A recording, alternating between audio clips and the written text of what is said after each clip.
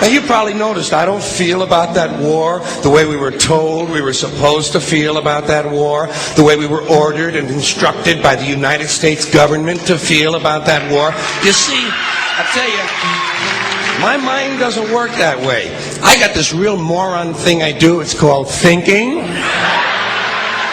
And I'm not a very good American because I like to form my own opinions. I don't just roll over when I'm told to. Sad to say, most Americans just roll over on command. Not me. I have certain rules I live by. My first rule, I don't believe anything the government tells me. Nothing. Zero. Nope.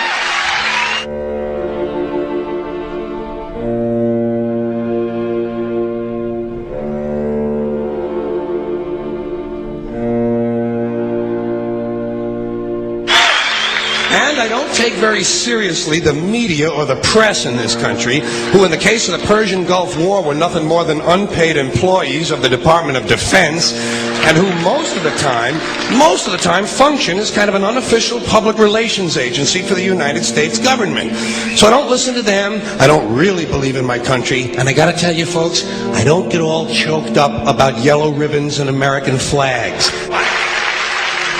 Now, to balance the scale, I'd like to talk about some things that bring us together. Things that point out our similarities instead of our differences. Because that's all you ever hear about in this country is our differences. That's all the media and the politicians are ever talking about, the things that separate us, things that make us different from one another.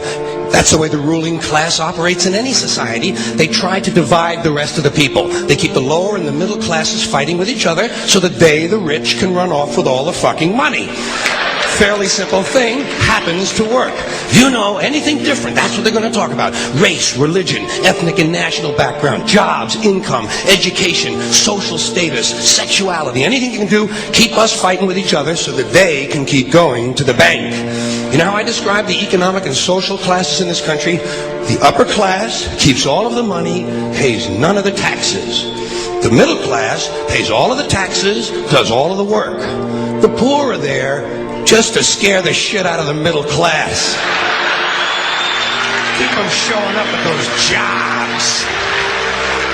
Politicians know that word. They use it on you. Politicians have traditionally hidden behind three things: the flag, the Bible, and children. No child left behind. No child left behind. Oh, really? Well, it wasn't long ago you were talking about giving kids a head start.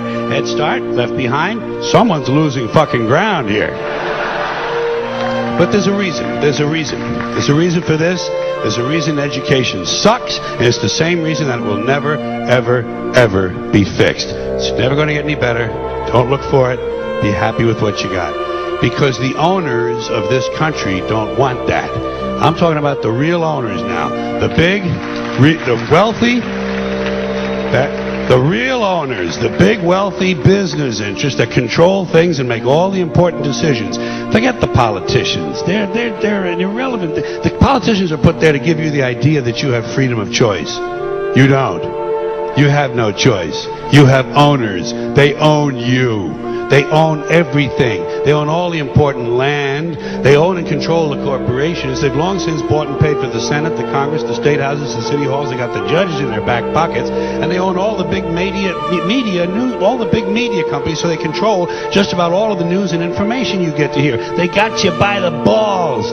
They spend billions of dollars every year lobbying to get what they want. Well, we know what they want. They want more for themselves and less for everybody else. But I'll tell you what they don't want.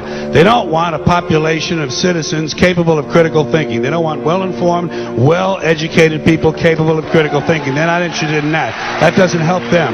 That's against their interest. That's right. You know something? They don't want people who are smart enough to sit around the kitchen table and figure out how badly they're getting fucked by a system that threw them overboard 30 fucking years ago. They don't want that. You know what they want? They want obedient workers. Obedient workers, people who are just smart enough to run the machines and do the paperwork, and just dumb enough to passively accept all these increasingly shittier jobs with the lower pay, the longer hours, the reduced benefits, the end of overtime, and the vanishing pension that disappears the minute you go to collect it. And now they're coming for your Social Security money. They want your fucking retirement money. They want it back so they can give it to their criminal friends on Wall Street. And you know something? They'll get it. They'll get it all from you sooner or later because they own this fucking place. It's a big club, and you ain't in it.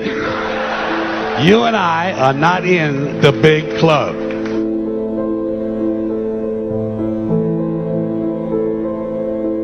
The greatest form of control is where you think you're free when you're being fundamentally manipulated and dictated to. One form of dictatorship is being in a prison cell and you can see the bars and touch them. The other one is sitting in a prison cell but you can't see the bar, you think you're free. What the human race is suffering from is mass hypnosis. We are being hypnotized by people like this. Newsreaders, politicians, teachers, lecturers. We are in a country and in a world that is being run by unbelievably sick people. The chasm between what we're told is going on and what is really going on is absolutely enormous. The greatest hypnotist on planet Earth is a oblong box in the corner of the room. It is constantly telling us what to believe is real. Historically, the control and manipulation of political opinion has been the Freemasons' main weapon in gaining control of countries and states. Once in control of the rulers and politicians of a country, laws and political structures could be changed in accordance with their agenda. However, since restricting the body does not necessarily mean restricting the mind, the Freemason recognizes that their plan for a global government hinges completely on subduing the masses to their agenda, and thus eliminating opposition to their cause. And the greatest threat to their plan, posing more danger than any army or law, is the threat of a free-thinking mind. In order to eliminate this threat and to achieve their objective, the Masons have set about the boldest plan ever devised: the complete control of every aspect of human life, your life. And the weapons they are using against you are in your very homes, entertaining you and your children, and gradually indoctrinating you without you even realizing.